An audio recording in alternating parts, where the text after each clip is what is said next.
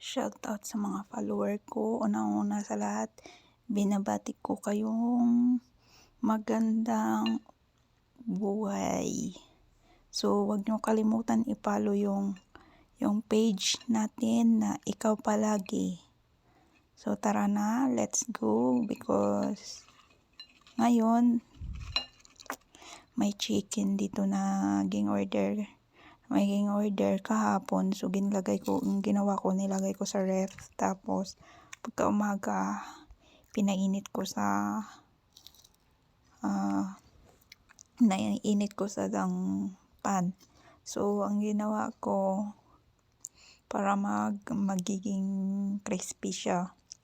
So, pag nag-crispy na siya, masyadong matigas din siya pala kung crispy. So, yung price niya, hindi ko na rin masyado bet, pero try ko din kainin. No choice na eh. So, intikman ko na nga lahat. So, habang gumagawa ako, hindi ko rin tawag yun, binibidyohan habang kumakain ako, pero kinakain ko na, no choice na, sayang alangan. Haboy mo yung pagkain, di ba? Hindi dapat ihaboy ang pagkain, kaya nga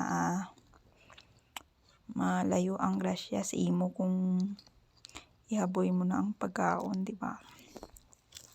So, dito na lang, 2 chicken. So, ako lang kumakain.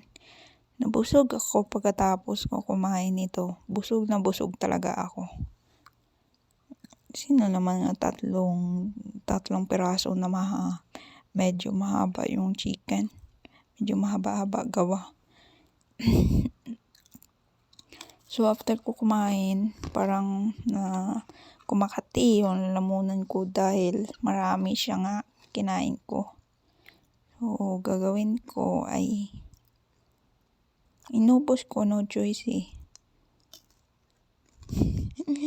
Natakot itapon. So, busog ka nga ito, pero tataba ka rin, di ba? So, kayo, sige, kain lang kayo para ma-healthy, walang sakit. Yung iba nga, subang mataba na nga, kain ng kain. Katulad ko, mataba na ako, kain ng kain. So, hindi mga healthy nga mga pagkain, di ba? Sige lang, paminsan lang ito makatikim, di ba? Kayo naman, huwag ka namang kumontra kung once kumakain ka ng mga hindi masasarap. Kaya pag nagkasakit ka, maragisi.